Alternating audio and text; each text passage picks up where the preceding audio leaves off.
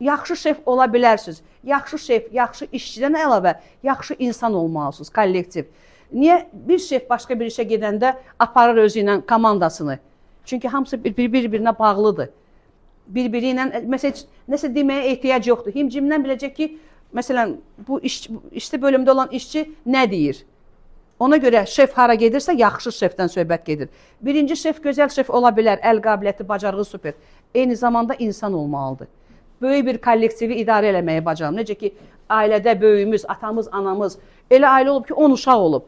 Onları idarə eləyə bilib. Yaxşı şef də mətbəxin işçiləri çox olur. 200-ə qədər böyük mətbəx işçiləri var. Böyük otellər var, böyük restoranlar var ki, 250 nəfər elə müştəri qəbul eləyə bilir bir dəfədə. Ona görə yaxşı şef olmaq üçün yaxşı birinci insan olmaq lazımdır. Apardığın işçini, işə götürdüyün işçi də hər hansı bir ailənin əziz üzvüdür. Burada adi, nə bilim, komis ola bilər.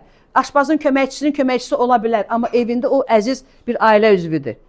Ona görə də işə götürdüyümüz işçilərə, işlədiyimiz işçilərə özünüz kimi yanaşın. Yaxşı yanaşın, yəni. Savadı az ola bilər. Mən bayaqki dərsdə səsimi yüksəltdim, dedim. Amma sonra başa düşürəm ki, sizə bu bölüm yaddır. Amma çox istəyərəm ki, biləsiniz.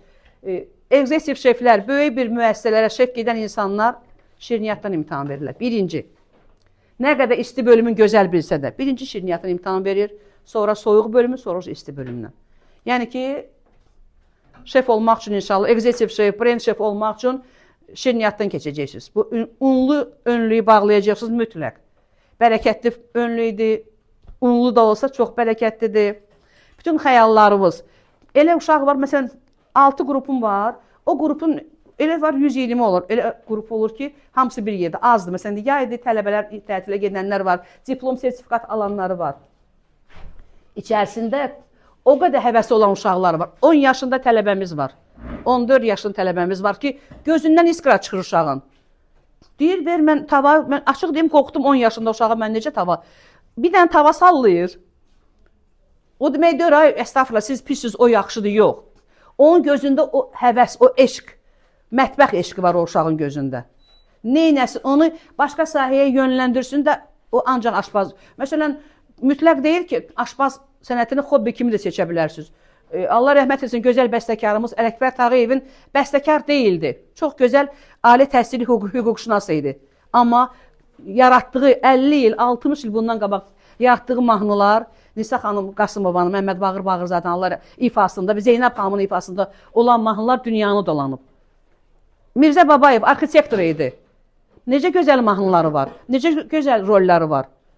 Mən ali təhsilli müəlliməyəm, ibtidai təhsil müəlliməsiyəm, amma mətbəx mənim hər şeyimdir.